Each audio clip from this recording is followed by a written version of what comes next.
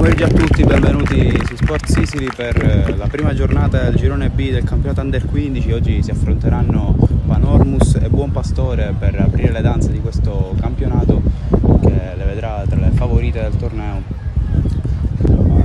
Pallina avanti, chiude una volta la retroguardia della Panormus. Occhio perché c'è un'occasione per i padroni di casa che insistono, ma la grande risposta di Fiandaca a dire di no. Questa è la prima occasione della partita, era a favore del Buon Pastore. Occhio perché è una grandissima occasione per Faulisi che trova il gol del vantaggio. Faulisi 1-0 per la squadra ospite, il Buon Pastore.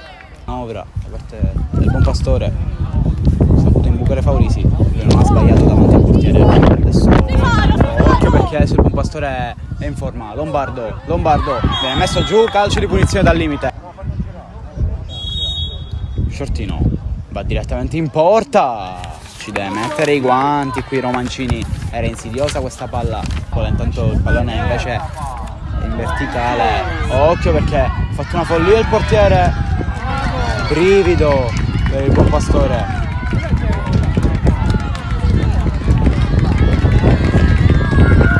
Salvata Tarantino, Nocito è stata deviata e quindi sarà un altro calcio d'angolo.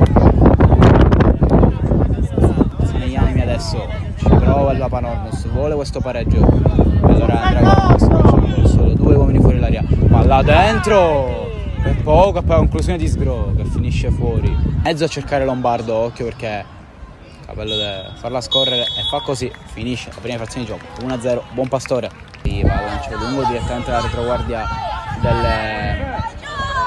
Buon Pastore, occasione per la Panormus, ma la grande risposta da parte di Fiandaca che è riuscito a intercettare la conclusione di Marchese appena subentrato. Capello, palla in mezzo, colpo di testa a parte Nocito, pescato Marchese in profondità, lotta Tarantino, poi è uscito malissimo qui il portiere ma non c'è niente. Anche stavolta qui ci sono altri dubbi. Fabbianca, cercare in mezzo Faulisi, colpo di testa. Marino un po' riuscito a comprendere Faulisi dall'altra parte, cross in mezzo, la sforbiciata qui da parte di Faulisi che stava trovando la doppietta col mancino, palla dentro e alla fine il gol del pareggio della Panormus. Incredibile questo colpo di testa sul finale, ce l'ha fatta alla fine la squadra di casa a riprenderla. Cross dentro, pallone per Di Peri che colpisce di testa di un nulla fuori. In avanti chiude tutto l'autore dell'1-1, pallone in avanti. Adesso il Buon Pastore prova a reagire dall'altra parte. Di Franco accelera, ancora Di Franco, palla in verticale, prova un'azione personale e il 2-1 del Buon Pastore dal nulla. Palla in avanti, e c'è calcio di rigore causato da Capello.